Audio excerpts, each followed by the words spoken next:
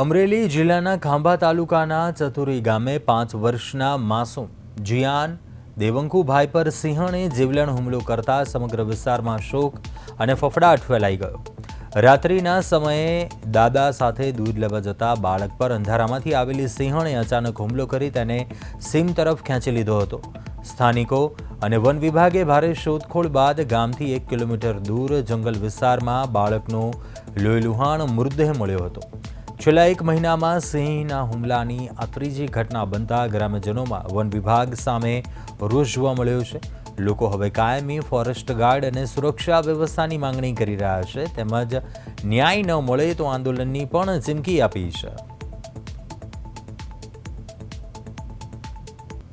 સિંહણ અને 2 સિંહણ કા સિંહ દાદાના હાથમાં જયરાજ કરીને દીકરો હતો અમારા ભાણિયાભાઈ.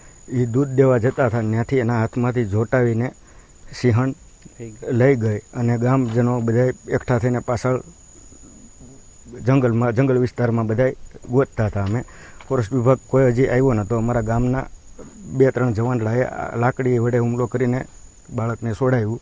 બાળક મૃતદેહ.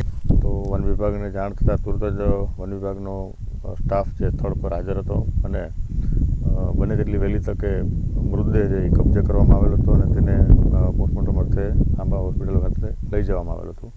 ત્યારબાદ જે વન્ય પ્રાણી દ્વારા મૃત્યુ પામેલ હતું તે વન્ય પ્રાણીને પકડવા માટેની કામગીરી છે હાથ ધરવામાં આવેલ હતી અને અત્યારે એક સિંહણ જે છે એ નજીકના વિસ્તારમાં હતી, તેને અત્યારે એક્યુલાઇઝ દ્વારા પકડી પાડવામાં આવેલી છે અને હાલ